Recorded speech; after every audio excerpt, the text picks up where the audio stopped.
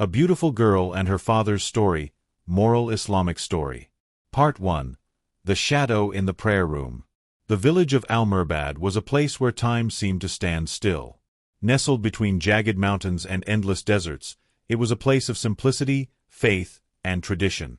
The call to prayer echoed through the narrow streets 5 times a day, and the people lived their lives in accordance with the teachings of Islam. But beneath the surface of this pious community, something dark lurked, a secret that would soon unravel the lives of a beautiful young girl named Aisha and her father, Ibrahim.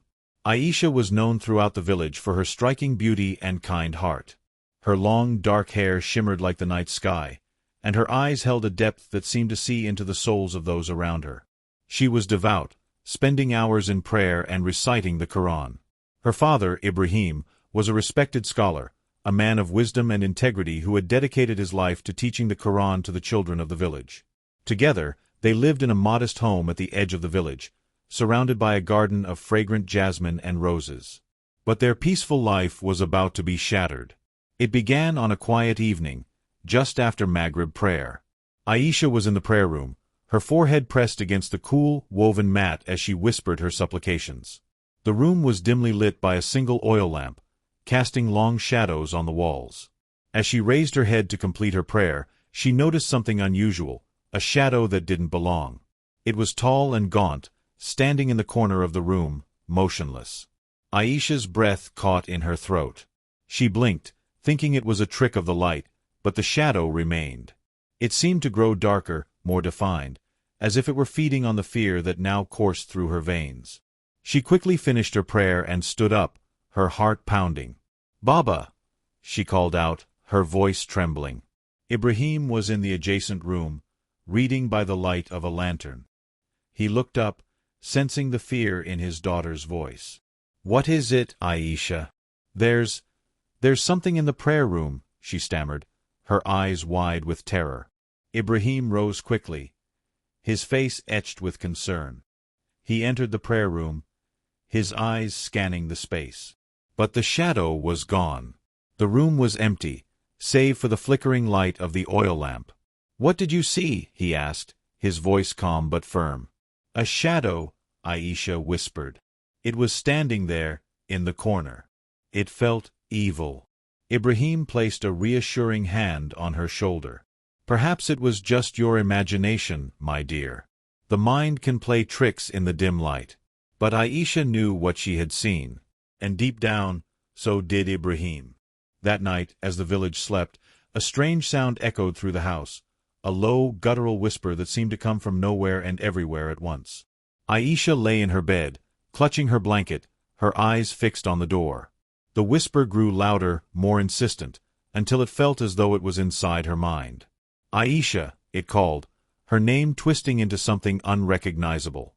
She wanted to scream, but no sound came out. The door creaked open slowly, revealing the dark hallway beyond. And there, at the end of the hall, stood the shadow. It was taller now, its form shifting and writhing like smoke. It began to move toward her, its presence suffocating. Aisha closed her eyes, reciting Ayat al-Kursi under her breath. The words seemed to push the shadow back, if only for a moment. But as soon as she stopped, it returned, closer than before. "Baba!" she cried, her voice finally breaking free. Ibrahim burst into the room, his face pale. "What is it?" "It's here," Aisha sobbed, pointing to the shadow that now loomed in the doorway. Ibrahim turned, but he saw nothing. The hallway was empty. He knelt beside his daughter, holding her tightly. "We will seek help tomorrow," he said, his voice steady but his eyes filled with unease. "This is not something we can face alone." The next morning, Ibrahim went to the village mosque to speak with the imam. He recounted the events of the previous night, careful not to alarm the other worshippers. The imam listened intently, his brow furrowed.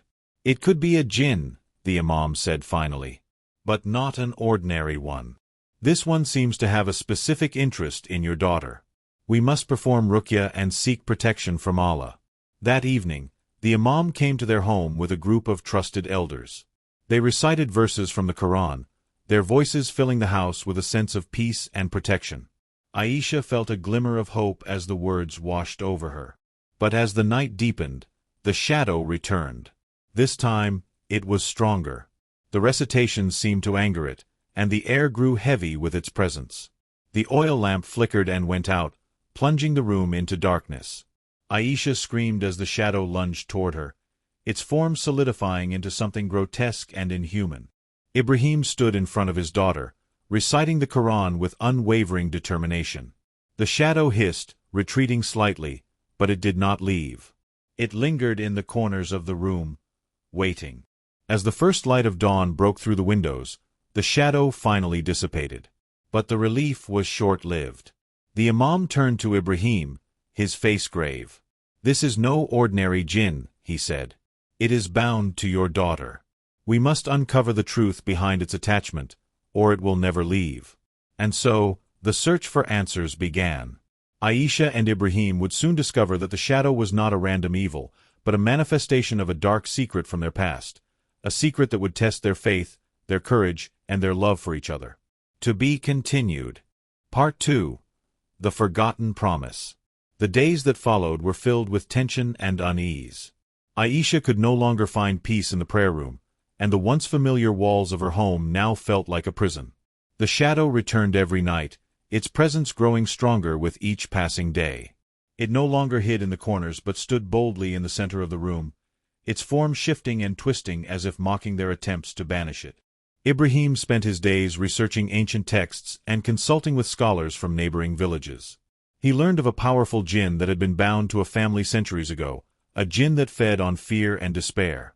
According to the legends, the jinn could only be freed by fulfilling a forgotten promise, a promise made by an ancestor who had betrayed it. Could this be connected to us? Aisha asked, her voice barely above a whisper. Ibrahim hesitated. Our family has lived in this village for generations. It's possible that one of our ancestors made a deal with this jinn.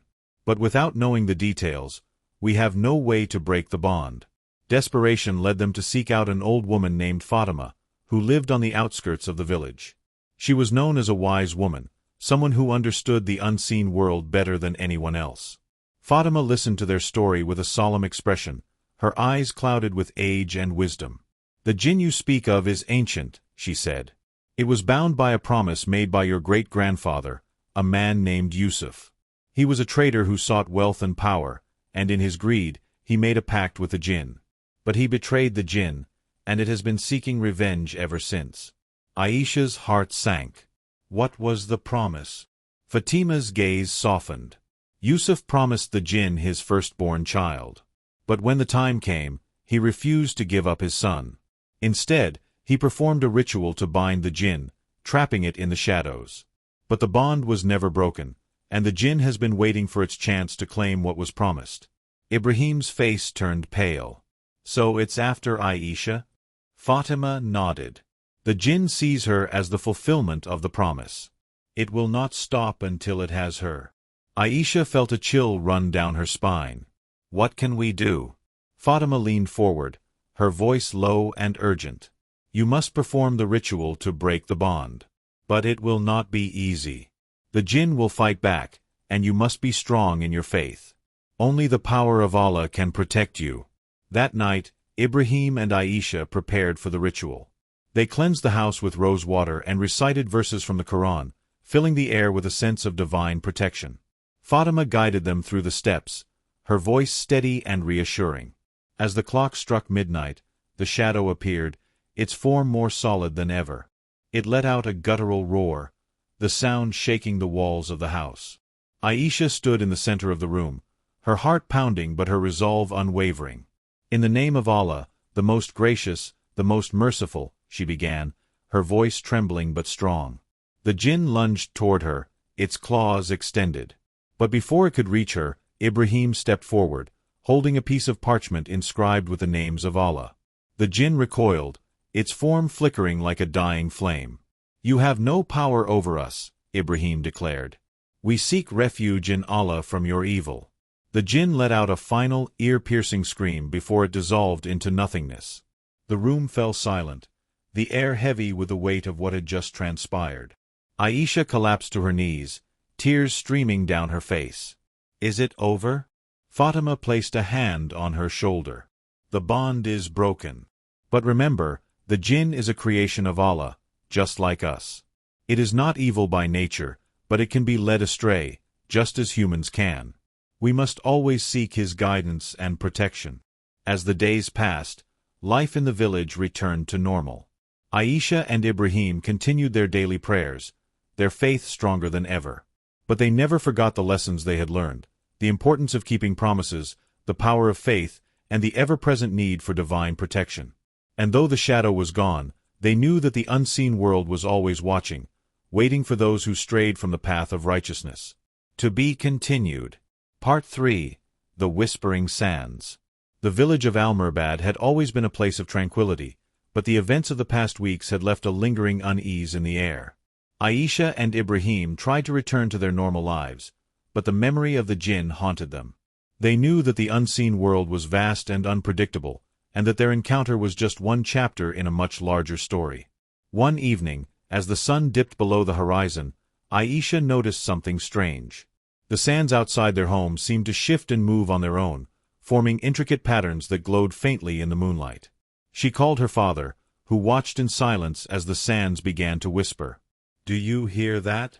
Aisha asked, her voice barely above a whisper. Ibrahim nodded, his face pale. "It's a warning." The whispers grew louder, forming words that sent chills down their spines. "The past is not forgotten," the sands hissed. "The debt must be paid." Aisha's heart raced. What do they mean? Ibrahim's expression was grim. The Jinn may be gone, but its influence remains. The sands are trying to tell us something. That night, Aisha had a vivid dream. She found herself standing in the middle of the desert, surrounded by endless dunes. The sky was a deep blood red, and the air was thick with the scent of sulfur. In the distance, she saw a figure, a man dressed in ancient robes, his face obscured by a veil. "Aisha," the man called, his voice echoing through the desert. "You must find the key." "What key?" she asked, her voice trembling. "The key to the past," the man replied. "Only then can you break the cycle." Before she could respond, the dream faded, and she woke up in her bed, drenched in sweat. She told her father about the dream, and they both knew that it was more than just a figment of her imagination. The next day, they set out to find the key. They traveled deep into the desert, guided by the whispers of the sands. The journey was arduous, the scorching sun beating down on them as they trudged through the endless dunes. But they pressed on, driven by a sense of urgency. After days of travel, they reached an ancient ruin, a crumbling structure that seemed to have been forgotten by time. The air was thick with the scent of decay, and the walls were covered in strange symbols that glowed faintly in the dim light. "This is it," Ibrahim said, his voice filled with awe. "The key must be here." They searched the ruins, their hearts pounding with anticipation.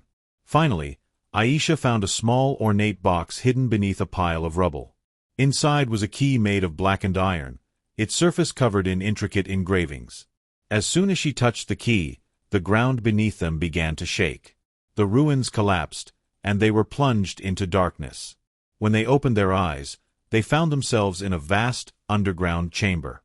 The walls were lined with ancient artifacts, and the air was thick with the scent of incense. In the center of the chamber stood a pedestal, upon which rested a large, ancient book. "The Book of Shadows," Ibrahim whispered, his voice filled with reverence. Aisha approached the book, her heart racing. She opened it, and the pages began to flip on their own, revealing a story that had been hidden for centuries. It was the story of their ancestor, Yusuf, and his pact with the Jinn. But there was more, a prophecy that foretold of a descendant who would break the cycle and restore balance. "It's you," Ibrahim said, his eyes filled with pride. "You are the one who will fulfill the prophecy." Aisha felt a surge of determination. She knew that the journey ahead would be difficult, but she was ready to face whatever challenges lay in store. As they left the chamber, the whispers of the sands grew louder, guiding them back to the surface. They knew that their journey was far from over, but they also knew that they were not alone. The key was just the beginning. To be continued.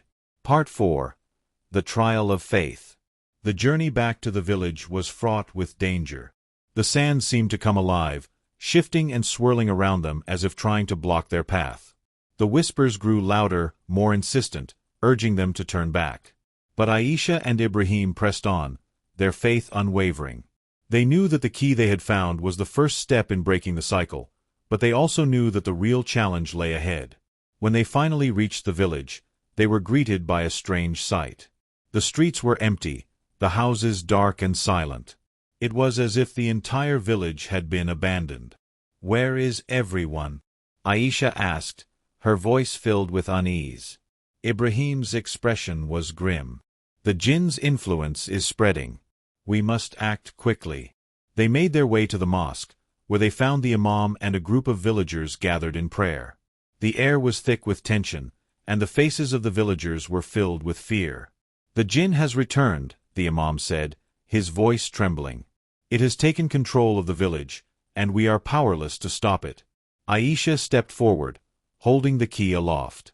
"We have the key to breaking the cycle. But we need your help." The villagers looked at her with a mixture of hope and skepticism. But when Ibrahim explained the prophecy, their expressions changed. They knew that this was their only chance. Together, they prepared for the final ritual. The imam led them in prayer, his voice strong and steady. The villagers gathered around, their faith uniting them in a powerful force. As the sun set, the Jinn appeared, its form more terrifying than ever. It loomed over the village, its eyes glowing with malevolent light. "You cannot defeat me," it hissed, its voice echoing through the streets. Aisha stepped forward, her heart pounding but her resolve unwavering. "In the name of Allah, the most gracious, the most merciful, I command you to leave this place." The Jinn let out a roar, its form shifting and writhing as if in pain. But Aisha stood her ground, reciting verses from the Quran with unwavering determination. The villagers joined in, their voices rising in a powerful chorus. The air was filled with the sound of prayer, and the Jinn's form began to dissolve. With a final, ear-piercing scream, the Jinn was banished, its influence over the village broken. The streets were filled with light, and the villagers erupted in cheers. But Aisha knew that the battle was not over. The Jinn was gone, but its influence still lingered. They had broken the cycle, but they would need to remain vigilant. As the days passed, life in the village returned to normal. Aisha and Ibrahim continued their daily prayers, their faith stronger than ever. But they never forgot the lessons they had learned, the importance of keeping promises, the power of faith, and the ever-present need for divine protection.